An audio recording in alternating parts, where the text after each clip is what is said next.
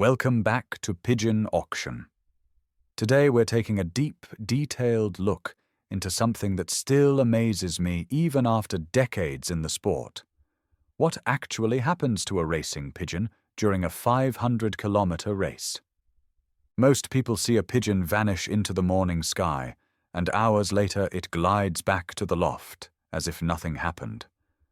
But the truth is far more dramatic.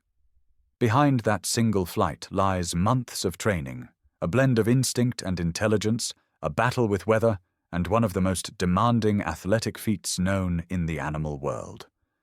So in this episode, we're going to walk through the entire journey, start to finish. We'll explore how the bird is prepared, what it experiences on race day, how it navigates across unfamiliar territory, and what happens in its body and mind during hours of non-stop flight. By the time we're finished, you'll have a completely new appreciation for these remarkable birds. Let's begin at the real starting point, long before race day even arrives. A successful 500-kilometer race doesn't begin on the morning of release. It begins months earlier, when a young pigeon is learning its very first lessons about the world around it. Training starts with short tosses, 5 or 10 kilometers from home. These early flights are not about speed. They're about building confidence and teaching the bird how to recognize landmarks. At this stage, pigeons memorize the outlines of hills, the bends of rivers, the layout of roads, and the feel of the landscape around their loft. As weeks pass, the distances grow. 20 kilometers, then 50, then 100. Each step strengthens the bird's muscles, sharpens its instincts, and slowly layers the skill set it needs to complete a long-distance race. By the time a pigeon is fit for a 500-kilometer event, its body has transformed. The breast muscle, the engine of flight, has become dense and powerful. The feathers lie tight and aerodynamic. The bird feels light but solid in your hand, the same way an elite runner seems weightless yet incredibly strong. Feeding plays a major role too. Protein builds muscle, carbohydrates supply fast fuel, fats provide long-lasting energy reserves. Every grain and seed has a purpose, and every feeding schedule is carefully timed around training cycles. But perhaps the most overlooked part of preparation is mental conditioning. A pigeon must learn to stay calm under pressure.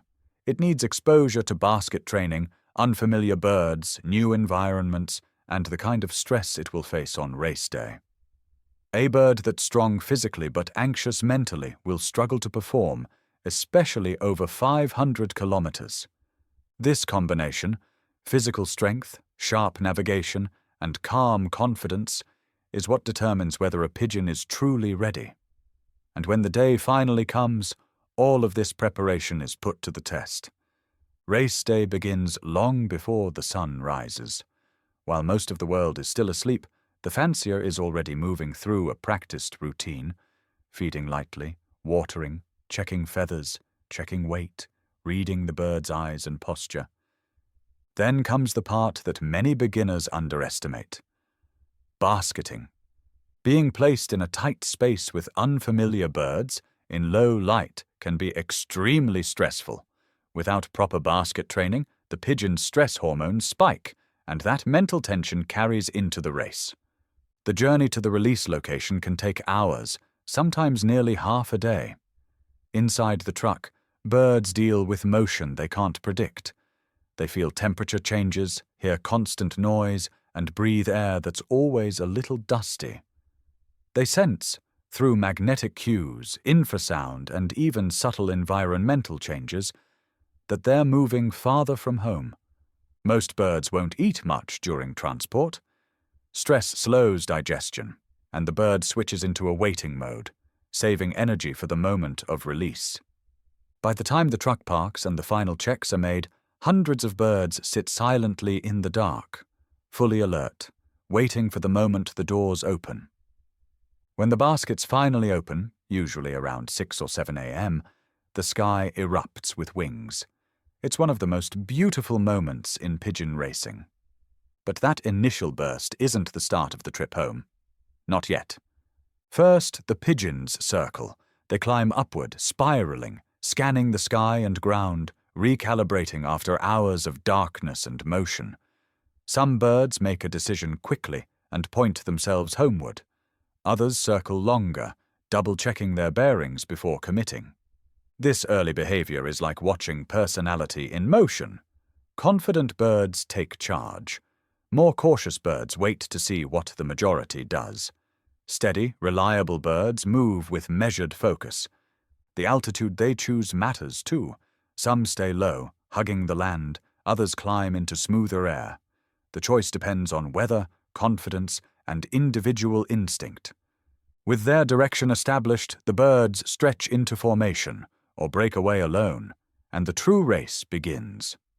Weather is the invisible hand that shapes every long-distance race. A strong tailwind can turn a 500-kilometer event into a speed test. Birds that normally fly at 60 kilometers per hour might exceed 90 or even 100 with the wind at their backs. Headwinds are a different story.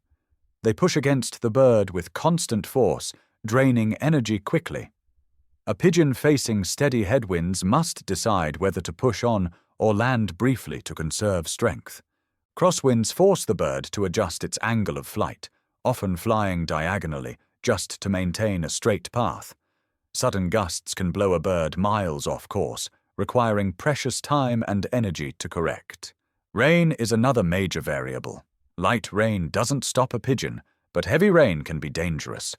Wet feathers are heavier, colder, and less aerodynamic. A smart bird waits out the worst of it. Heat is perhaps the most punishing of all. A pigeon's body runs hotter than a mammal's, and without sweat glands, it relies on panting and heat radiation through its feet and skin. When temperatures rise too high, even the strongest birds must slow down or land. Weather forces constant decisions, and each one impacts the final result. The physical effort behind a long-distance race is staggering. A pigeon's heart may beat over 400 times per minute in flight.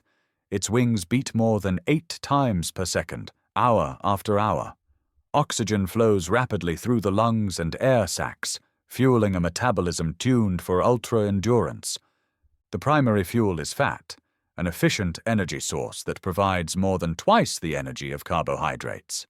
But quick-access carbs are still needed for early acceleration, bursts of speed, and difficult climbs. Water loss is constant, especially on hot days. A dehydrated bird becomes sluggish and disoriented. This is why the first thing a returning pigeon does is drink. The bird's body is a masterpiece of athletic engineering. But even the best engineered system has limits, and a 500-kilometer race pushes right up against them. Navigation is the greatest mystery of pigeon racing, the skill that makes the sport possible. Pigeons use a combination of tools. The sun compass tells them direction based on the sun's position, adjusted by their internal clock. The magnetic compass helps on overcast days. Tiny particles of magnetite inside the bird's beak allow it to sense Earth's magnetic field like a natural instrument. Visual landmarks become increasingly important as the bird nears home, turning rivers, ridges, towns, and highways into a detailed mental map. Smell may play a surprising role. Different regions have unique scent profiles, and pigeons appear able to follow scent gradients, almost like invisible trails. Infrasound, created by waves, mountains, and weather patterns, might give pigeons an acoustic map of entire landscapes. What's truly impressive is how pigeons blend these systems. If one fails, they switch to another. This is why experienced birds often outperform younger ones. Their internal navigation map is richer, more flexible, and backed by confidence. People often underestimate the mental side of long-distance racing. Stress from basketing and transport doesn't disappear instantly. Some birds spend the first hour of the race shaking off that tension. Others handle it calmly, settling into an efficient rhythm. Decision fatigue is real. Over hundreds of kilometers, pigeons make thousands of small judgment calls: altitude, direction, group or solo flight, speed changes, shelter decisions. A mentally tough bird stays focused throughout. A more anxious bird may falter late in the race. Fear responses, like sudden attacks from hawks or flying into turbulent air, can derail even experienced birds.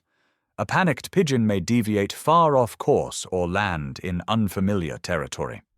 Social behavior also plays a role. Some birds thrive in a group, sharing navigation cues. Others prefer the solitude of flying alone. And at the end of the day, the strongest motivator remains the same: the drive to return to their mate, nest, or loft. A long-distance pigeon is like a pilot managing limited fuel. During the first hour, inexperienced birds often burn too much energy climbing too high or flying too fast. Experienced pigeons conserve their initial push and settle into an efficient cruising speed. Altitude choices are strategic. Higher air can be smoother and faster, but climbing requires energy. Flying low avoids wind exposure, but creates more obstacles and turbulence. Thermals, columns of rising warm air, provide free altitude. Skilled birds ride them upward, saving energy for later. On turbulent days, these same thermals can be dangerous, forcing birds to adjust constantly. Rest stops aren't failures, they're strategy. A bird that takes 10 minutes in the shade, drinks from a farm pond, and resumes flying may outperform a bird that exhausts itself mid-route. The key is balance, knowing when to push, when to glide, and when to conserve. Modern GPS trackers have completely reshaped our understanding of pigeon racing. We now know birds rarely fly in straight lines. Many take detours to avoid bad weather or follow terrain. Speeds rise and fall depending on wind and fatigue. Brief rest stops are far more common than previously believed. Altitude choices vary dramatically through the race. Experienced birds produce smoother, more efficient tracks. Birds often unknowingly follow the same invisible air highways, guided by scent, sound, or wind patterns. GPS has revealed the hidden decisions behind every race, decisions that used to be invisible. The final stage of a 500-kilometer race is a blend of desperation, familiarity, and skill. When a pigeon reaches the last 20 kilometers, it recognizes home territory. Its pace often increases, not because it has energy left, but because instinct pulls it forward.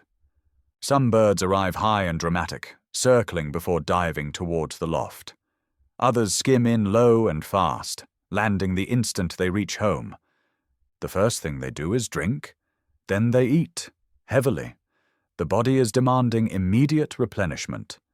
Breathing slows, the bird relaxes, and only then do you see the full toll of the journey. Ruffled feathers, trembling muscles, a tired but triumphant posture. Recovery continues for days. Muscles rebuild, fat stores refill, and the bird regains strength. Responsible fanciers adjust feeding, hydration, and rest based on each bird's needs.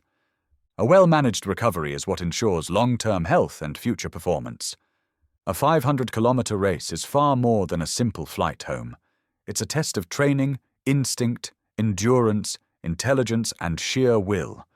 The birds that complete these races, whether they finish first or last, are performing one of the most impressive athletic achievements in the natural world.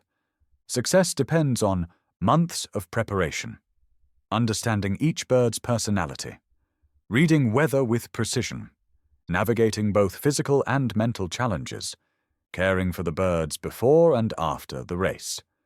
For newcomers to the sport, the best advice is simple. Take your time. Build your birds gradually. Learn their individual strengths, and remember that every returning pigeon is a small miracle of biology and instinct. Thanks for joining me on this deep dive into the hidden world of a 500-kilometer race. If you enjoyed this long-form exploration, make sure to subscribe and tell me in the comments what topics you'd like to explore next. Until next time, keep those birds flying.